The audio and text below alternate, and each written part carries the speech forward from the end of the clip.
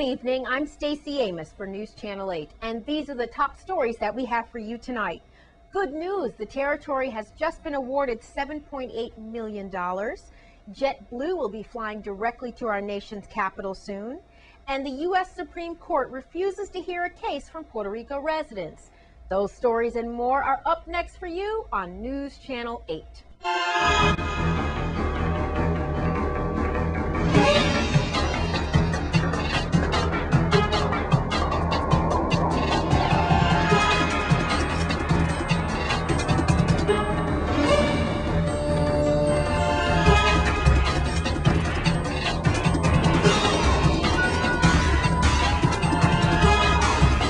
In our top story tonight, both Governor John DeYoung and Delegate to Congress Donna M. Christensen respond to the good news of the Virgin Islands receiving $7.8 million in funding. Delegate to Congress Donna M. Christensen today congratulated Virgin Islands Labor Commissioner Albert Bryant and his staff for their successful application that netted for the Virgin Islands $7.8 million of funding through the National Emergency Grant. According to the U.S. Department of Labor, $3.6 will be released immediately.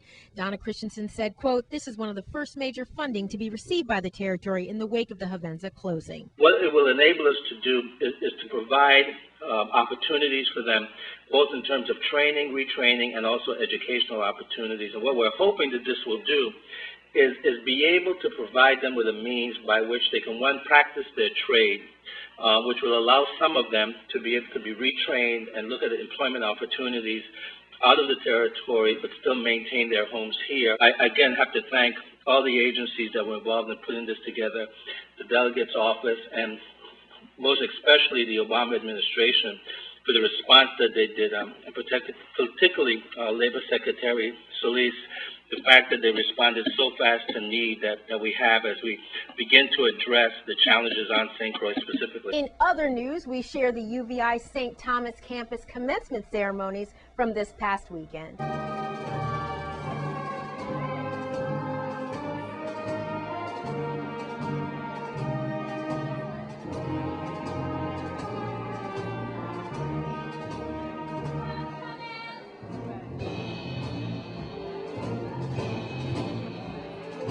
I would like to welcome each of you to this special commencement exercise. The University of the Virgin Islands, established in 1962 as the College of the Virgin Islands, has made an enormous contribution to the Virgin Islands, the Caribbean, and the world. And one of its greatest contributions is the over 7,000 graduates we have produced who are making a difference in the world. And today, you will join this honored group. Everything that we see is a shadow cast by that which we do not see. Today, we will take a journey, remembering the ones who laid the foundations for us, surveying our present accomplishments, and looking with expectancy to our future triumph.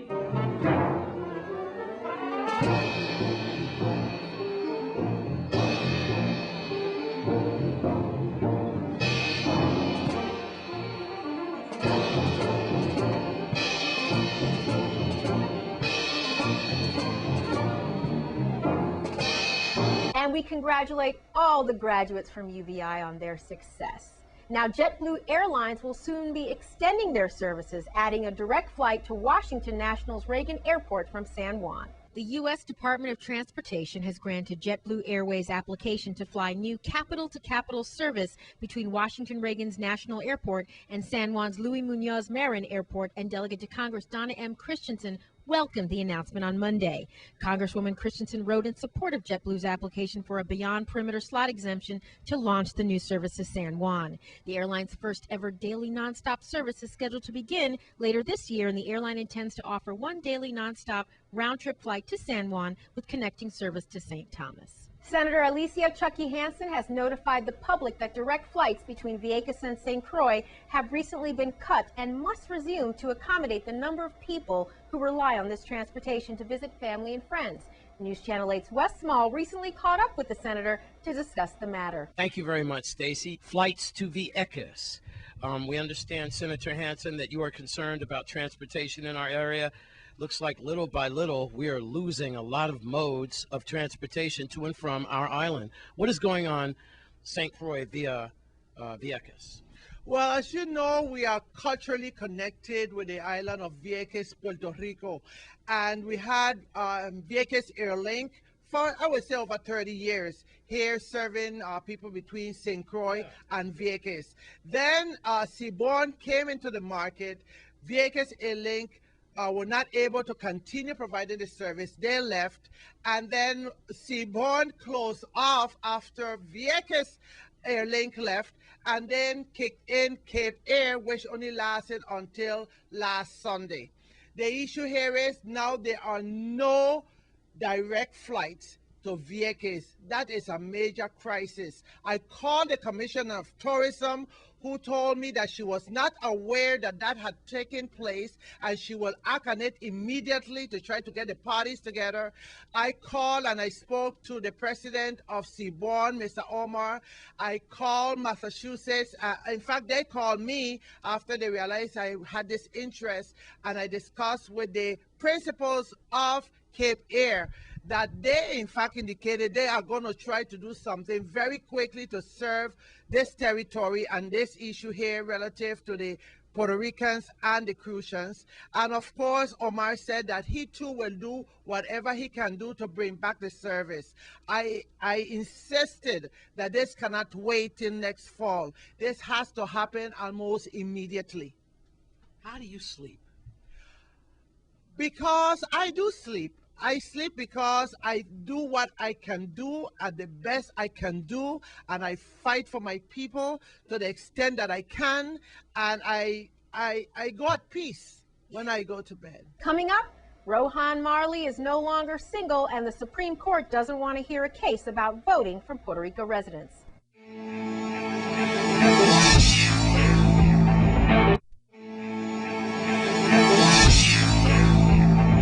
Now here's your Caribbean report.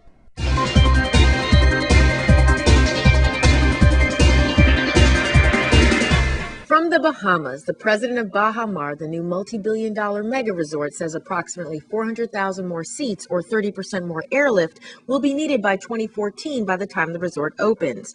The new Minister of Tourism, Obi Wilschkamp, said shortly after his recent swearing in that increasing airlift is an immediate concern and his administration is firmly committed to it. From Cuba, the president of the Cuban Chamber of Commerce, Estrella Madrigal, recently spoke before Chinese business executives at the Cuban embassy in Beijing about various sectors of Cuba's economy, hoping to promote investments. This discussion marked the beginning of a program that will also involve talks with leaders of the Chinese Council for the Promotion of International Trade, which celebrates its 60th anniversary today, May 15th. From Dominica, launching today the Destination Dominica app. It's a smartphone app that showcases Dominica.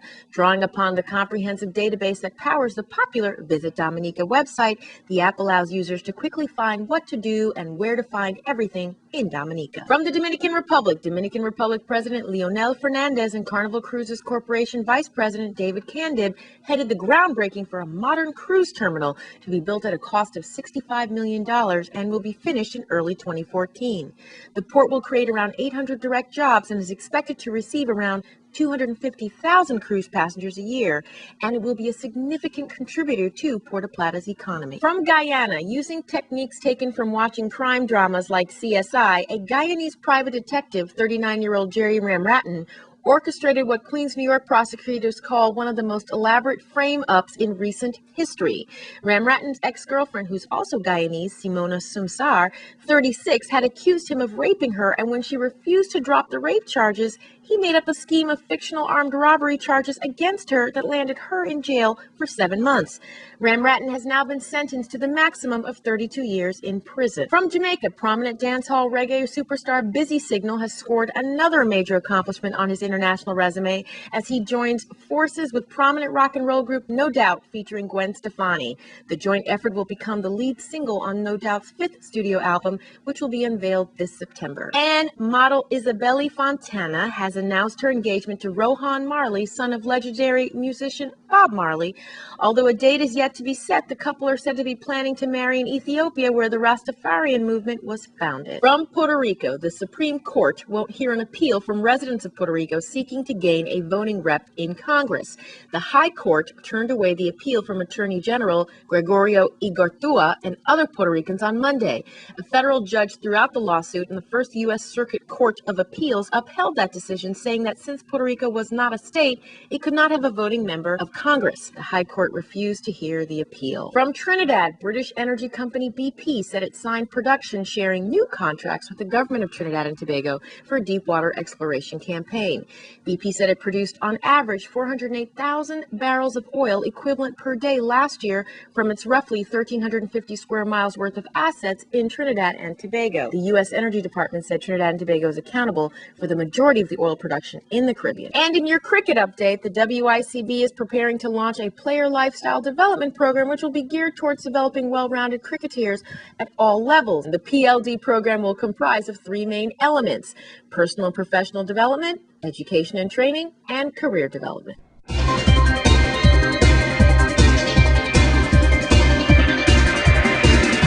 Please be sure to check our Facebook page for all full details on stories reported in the Caribbean Report. Now, the Muslim community in St. Croix is hosting an event this weekend. News Channel 8's Wes Small has the details. Salam alaikum, my Islamic brothers and sisters, not only here locally, but all over the world as we're on YouTube. Here we are at the Abu Bakr as-Siddiq Mosque in Catherine's Rest. I believe I said that right. And I'm here with the Imam. And Imam, this is very important, a significant weekend here, an invitation to learn about Islam. And I have to tell you, it's a very highly spiritual time right now with Hovenza leaving and a lot of confliction, not only in the world, but locally here. And it's from 5 to 7, and it's going to be at the Curriculum Center, which is right next to the District Court. We want everyone to realize that, and that's for, again, this Saturday, May 19th from 5 p.m. to 7 p.m. And today we're at your lovely mosque, so you, Imam, could tell us all about it. Thank you. No problem.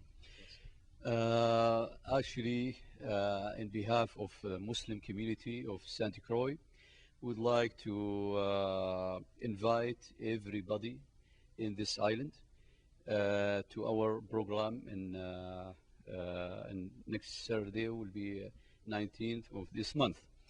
The main goal is to, I think, to give a clear idea and picture about Islam.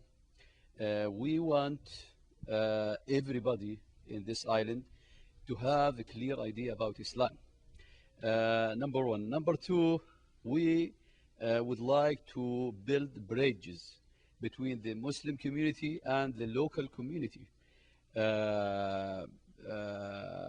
And we would like to invite everybody to this event, and would like to see every single person in this island come in and attend for this program. This is an excellent opportunity. If you have any questions about the Quran and so forth and about your religious beliefs, don't speculate. Don't go by rumors in Malay. Come out and find out yourself. It's not a hidden religion. It's a very open religion. Am I correct, sir? Yes, yes, of course. Yes.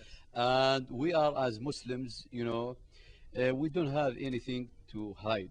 Our religion is really clear and open for everybody, you know, to welcome to, you know, have some, you know, deep information about Islam. And what we're gonna have in this event, we're gonna have a speaker, a special speaker, talks about Islam, and we're gonna have a question and answer session. We will be very glad to have, you know, your questions, and we'll be very glad to answer your question. And also, we're gonna have a kind of refreshments, some Middle Eastern sweets, and you know, drinks, and all these things. And we're gonna, after that, we're gonna sit together, talk together, you know, have a kind of conversation between the local people and the Muslims, to have, a real ID, clear ID, and, about Islam. Now, Imam, please, if you could translate for our Arabic brothers and sisters. السلام عليكم ورحمة الله وبركاته. من إمام المسجد في سانت كروي إلى جميع الإخوة والأخوات الذين يسكنون في هذه الجزيرة، ندعوكم أيها الإخوة والأخوات لمشاركتنا في البرنامج الذي سنقيمه في المركز كريكولم سنتر يوم السبت الموافق 19/5 من الساعة 5 إلى الساعة 7. وسيكون هذا البرنامج دعوة لغير المسلمين، تعريف عام بالإسلام، وسيكون هنالك محاضر إن شاء الله، وسيكون عندنا أيضا يعني سؤال وجواب. وبعد الانتهاء من هذا البرنامج سيكون عندنا يعني فقرة حلويات ويعني شراب وقهوة مع يعني الإخوة من أهل هذه الجزيرة. فندعوكم جميعا أيها الإخوة والأخوات إلى دعمنا في مثل هذه البرامج إن شاء الله للتعريف بالإسلام، وندعوكم أيضا للمشاركة معنا في ذلك إن شاء الله تعالى، ولكم الأجر جميعا، وشكرا جزيلا للجميع. The Imam again, and this is the Abu Bakr As Siddiq Mosque. Assalamu alaikum. My name is Wes Small for News Channel 8. The Montessori School of St. Croix recently held a fundraiser event at the Palms Hotel, and the theme was the Far East of the Orient. News Channel 8's Wes Small was at the event. Thank you very much, Stacy. I know, don't get Wes out too much at night, but I had to come to this affair. This is a Montessori 6th annual gala with a silent auction, a Far East motif. I'm here with the president, Miss Gigi Ibarra, the president of the Montessori Scholarship Board. And this is all, of course, a fundraiser for scholarships so that everyone can get a quality education. And you are flanked by your staff here, made this possible. We are at the Palms, a lovely setting, and it's a good turnout. As you can see, they're doing their raffle tickets and they're getting all their bidding things done. We have some lovely items that we're going to be taking a look at on camera as we talk. And so I'd just like to talk to you there, Madam President, to get it started off. This is the 6th annual event, and it's wonderful here. What do you think about all this? Oh, we're really excited. I mean, this happens once a year. We have our annual benefit for scholarship funds. Yes. This is where we raise money to give scholarships to students so they could have Montessori education on St. Croix. So this is a time for us to shine and for everyone to come out. We love seeing everyone from the community who come out and support us, and we're just very excited tonight. We have here Miss Sylvia Sullivan on the board as well. What's your position on the Montessori board? Well, I'm the primary guide, and I'm also on the board. I'm there to help them with the pedagogy to make sure that everything stays really Montessori, and that's basically what I do. Busy as it. What does this mean for Montessori at a time like this? I'm not going to sugarcoat it with Hovenza leaving and so forth. Quality education and the way the community is still coming out during these hard economic times. Well, it's actually, we're quite proud of the turnout, and I'm really happy with the people that are really committed to wanting to see us have to feel that we've been doing a good job and want to continue to support us. And encourage the parents that would like to have their children to have a Montessori education to have an opportunity to do that, particularly in the times like it is now, because a lot of our parents are coming, they'd like to have the education, but they cannot always afford it. What's your name? Lisa Bass. Yes, ma'am. And what's your function here with this Montessori fundraiser? I'm the board treasurer and a parent. A proud parent. Yeah, 2 boys, and you got to get the money flowing because you're the treasurer. Yes, that's true. So people keep coming, come to there, bid on auction items, buy drinks. Yeah. Can someone explain about some of the items that we'll be seeing tonight for bid? What are some of the hot items? We've got fabulous jewelry, some National Geographic watches, Sorelli jewelry, beautiful artwork by the children and by Miss Nieris, who is also a parent at our school. Yes. And she actually was, her art was featured in St. Croix this week. Now, of course, the Montessori fundraiser, watch it, bro, couldn't be complete without, I'm sorry, what's your name again? Charles. Charles. Now, wow, you're skilled at this, man. Now, you've got a whole bunch of good stuff. Did you cater most of all these things here? Yes, I did. You have your own business? No, I work at the Palms. Oh, so, okay, you're a Palms guy. Yeah. So everybody come check out my man. Do you have like Chinese things several times a week or something? Is that well, we try to keep it different. Every week we try something new. Yeah. Keep it a little Is this different. your first time doing it for Montessori? No, this is about my second year doing it for the Montessori school. Wow. I enjoy doing it. It's fun. Look who I found. The lovely Judy Buckley. Hi, Wes. Yeah, hi, sweetheart. What do you think about this fundraiser, not only for this school, but for all the schools right now, just trying to continue? Right. You know, one of the things I found about this community is that we do value education.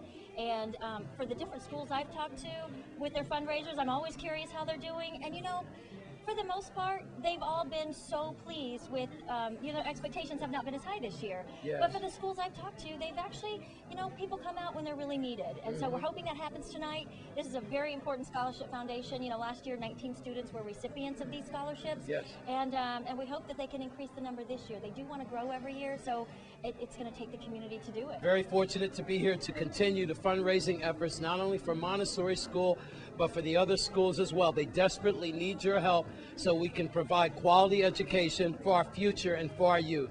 So News Channel 8 jumped at the opportunity to be here. I'm Wes Small at the Palms with Montessori's fundraiser and their scholarship committee for News Channel 8. Coming up, the Virgin Islands is going to the 2012 London Olympics. That's next in your Sports 411. This newscast has been sponsored by Mario's Virgin Crystal. Let us save you the hassle of lugging those jugs around. Purified bottled water conveniently delivered to your home or office. Also available in your favorite grocery store. Call 773-2810.